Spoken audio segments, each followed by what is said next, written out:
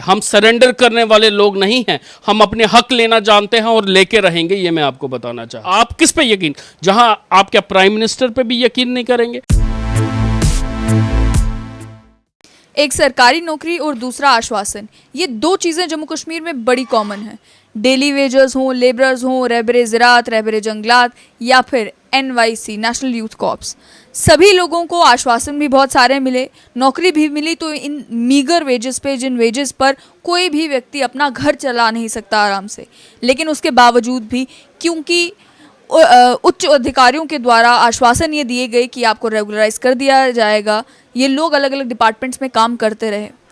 NYC के ही UT president Asif Ali Bhatt इस समय मेरे साथ हैं। इनसे समझते हैं कि जब ये अलग अलग डिपार्टमेंट्स में लगे थे तब से लेकर अब तक लगभग 10-11 साल हो चुके हैं। 10-11 साल तक कौन व्यक्ति 2500 रुपये पर मंथ की सैलरी पर, या उन्हें वेजेस ही कहेंगे कि वेजेस पर अपना घर चलाता है? और वो भी लोग इनमें से हैं जो लोग जिनका किराया जो है वो 2500 से कहीं ज़्यादा है, लेकिन उसके बावजूद भी वो नौकरी करने के लिए हर रोज़ अपने दफ्तर पहुंचते हैं। तो आसिफ जी, गलत तो मैंने नहीं कहा कि एक सरकारी नौकरी और दूसरा आश्वासन, इसके अलावा कुछ मिला आपको? बिल्कुल, आपने बिल्कुल सही कहा। आज तक हमें यही मिला है और हमने, जैसे मैं आपको बताना चाहूँगा, आज तक हमें हमारे कैबिनेट ऑर्डर्स भी हुए। 2014 में भी हमारा कैबिनेट ऑर्डर हुआ, मगर वो इम्प्लीमेंट नहीं किया गया। हमें कहा गया कि आपको बेटर करेंगे, बेटर हमें दिया गया तो 520। तो हमने उसके लिए भी बात की कि 520 हमें सूट नहीं करता, क्योंकि आप SRO 520 की SRO 520 की बात कर रहा हूं, क्योंकि 520 एक बदुआ मजदूर का काम है। आप देखिए 10 साल के बाद 10,000, 15 साल के बाद 15 साल, 20 साल के बाद 20,000, 25 साल के बाद 25 साल, उसके बाद घर।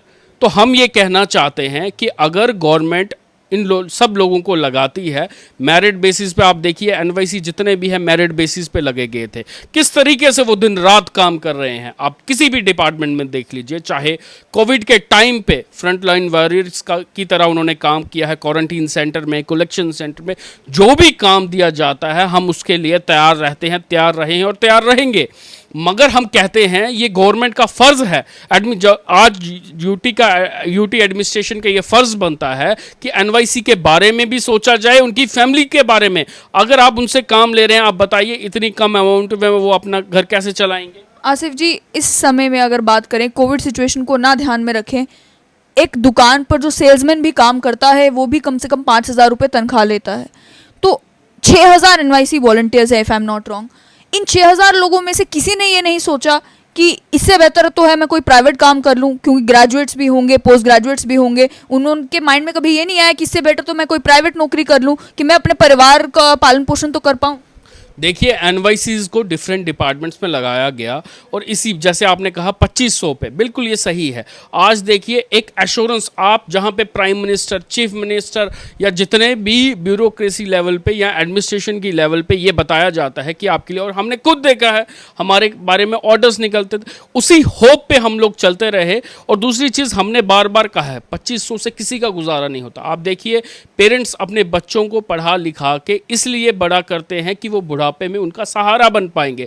मगर आज देखिए, आज ये टाइम आ गया है कि पेरेंट्स से बच्चों, NYCs को पेरेंट्स का सहारा लेना पड़ रहा है इवन ड्यूटीज़ पे जाने के लिए। तो आप ही बताएं कैसे सर्वाइवल होगा?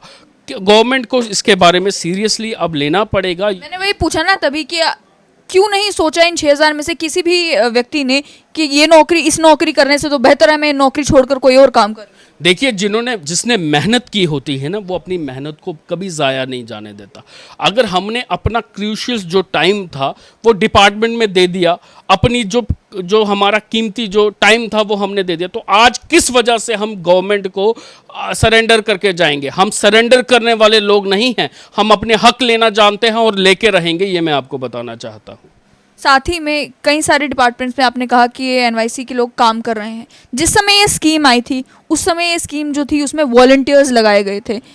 वॉलंटियर्स लगाने के बाद आप मुझे बताएं कि ऐसा क्या हो गया कि ये स्कीम जिस मकसद से आई थी वो मकसद तो पूरा हुआ नहीं, लेकिन ये जो 6,000 लोग हैं ये तब से अलग अलग डिपार्टमेंट्स में फंसे हुए हैं। देखिए, जब ये 2 साल की स्कीम थी, ये पूरे इंडिया में 20,000 लोग को लगाया गया था। बेशक आपने माना, मैं भी मानता हूँ कि उस टाइम वॉलेंटियर सर्विस थी, मगर हमें गाइड किया गया। आप खुद सोचिए, उस टाइम के जो प्राइम मिनिस्टर थे डॉक्टर मनमोहन सिंह, उन्होंने कश्मीर में आके अनाउंस किया कि हमने जम्मू कश्मीर के 8,000 लोगों को रोज़गार दे दिया। और उमर अब्दुल्ला साहब जो उस टाइम के चीफ मिनिस्टर थे, उन्होंने भी, हमारे पास प्रेस कटिंग बाकायदा इसकी पड़ी हैं, आप देखिए, जहाँ पे चीफ मिनिस्टर, प्राइम मिनिस्टर जी ये अनाउंस कर रहे हैं। और होना क्या था कि एनवाईसीज को जो लगाने जाने थे वो ड्रॉप आउट लगाने जाने थे, मगर हमारे जम्मू कश्मीर में क्या किया गया, जो पढ़ रहे थे और टॉप मेरिट के थे, जो क्रीम थी, उनको लिया गया। उनको लेके उनसे एफिडेविट लिया गया कि आप पढ़ नहीं सकते, आगे कंटिन्यू नहीं कर सकते, आप डिपार्टमेंट में जॉब करेंगे। हमें लगाया गया, हमें होप हो गई कि जिस तरीके से आप देखिए, आप किस पे यकीन, जहां आप क्या प्राइम मिनिस्टर पे भी यकीन नहीं करेंगे।